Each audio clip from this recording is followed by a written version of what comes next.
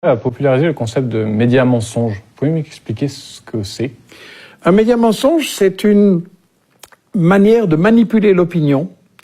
Moi, j'ai travaillé ça dans ce que j'appelle la propagande de guerre, qui est un concept qui vient de l'historienne Anne Morelli, qui a étudié l'histoire notamment de 14-18. Et la propagande de guerre, ça consiste à manipuler une opinion. Si on est les États-Unis ou la France et qu'on décide de faire une guerre contre un pays, on va évidemment pas dire on veut voler son pétrole, son gaz, ses richesses, on veut contrôler la zone stratégique, ça on peut pas dire. Et donc on va dire que on vient pour la démocratie, pour protéger les minorités, pour émanciper les femmes, contre le terrorisme. Ça, c'est le prétexte parfait, parce que s'il n'y a pas des terroristes quelque part, on en amène quelques-uns et le prétexte est tout trouvé. Et donc, la propagande de guerre, pour moi, ça se caractérise par le fait de toujours cacher les intérêts économiques, de toujours cacher l'histoire, c'est-à-dire le rôle que les puissances coloniales ont joué dans certaines régions pour diviser, pour régner, pour dresser les peuples les uns contre les autres et garder le contrôle. Ça se caractérise par démoniser l'adversaire, c'est-à-dire présenter des images de préférence qui le montrent comme un monstre, comme un grand danger, etc. Inverser l'agresseur et l'agressé. Meilleur exemple, Israël et la Palestine. On n'arrête pas de nous dire que les Palestiniens attaquent Israël. C'est quand même curieux. Israël les a chassés de leur pays, donc c'est lui l'agresseur. Et le cinquième principe de la propagande de guerre, c'est monopoliser le débat, c'est-à-dire empêcher... Vous savez, quand il y a une guerre, il y a toujours forcément au moins deux avis. Et donc, un spectateur devrait entendre les deux avis pour se faire son opinion.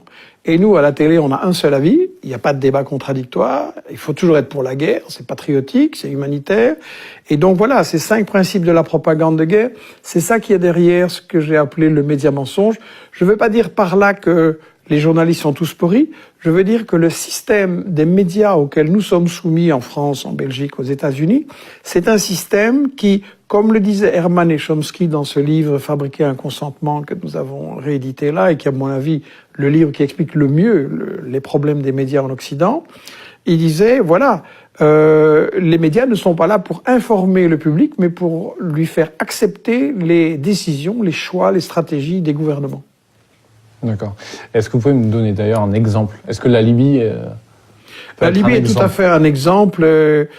J'en ai dans mes livres donné des exemples tout plein. Et il y a une chose qu'il faut remarquer, c'est que aucun des journalistes de ces journaux télévisés, de ces grandes émissions d'information, aucun de ces médias n'a accepté un débat contradictoire sur les exemples que je donnais de médias mensonges.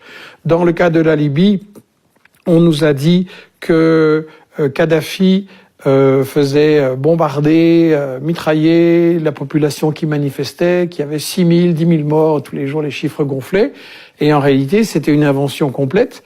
Et l'ancien ambassadeur de France, des représentants d'Amnesty, pas du tout favorables à Kadhafi, ont dit que non, ça ne s'était absolument pas passé, c'était un total fake news. Et donc maintenant, tous les professionnels le savent que ça ne s'est pas passé et personne ne le dit au public. Personne ne dit on vous a manipulé, on vous a embarqué pour approuver la guerre de Sarko, alors que il y avait un problème, il y avait des affrontements limités, des morts des deux côtés, et tout ça pouvait et devait se résoudre par la négociation. Et ça a été refusé parce que le but n'était pas d'aider les populations. Le but de Sarko, Juppé, Hillary Clinton, etc., était de faire main basse sur l'argent, sur le pétrole de Kadhafi, sur ses réserves en argent, un pays qui n'était pas endetté, c'est extrêmement rare, qu'on ne pouvait pas faire chanter, et un pays qui servait de banquier alternatif, de FMI alternatif pour les pays africains qui voulaient échapper au chantage justement du FMI, de la Banque mondiale, des multinationales, et qui leur faisait un développement. Donc on a vraiment tué un peu un sponsor de l'Afrique en l'assassinant, ce qui était le plan depuis le début. Donc la campagne de Libye, c'est vraiment un festival de fake news. Et la grande question, c'est pourquoi les journalistes qui ont fait ça refusent qu'on en débatte et qu'on en discute maintenant? Pourquoi il faut tourner la page et oublier ce qui s'est passé? Alors que les résultats sont catastrophiques. On nous avait dit on va apporter la démocratie. C'est quand même rigolo. En Libye, maintenant, vous avez 2 ou 3 ou 4 gouvernements. Vous avez la chasse aux Noirs, la chasse aux immigrés, la chasse aux femmes, vous avez de l'esclavage, c'est un foyer de terrorisme. Donc c'est catastrophique l'intervention de l'Occident.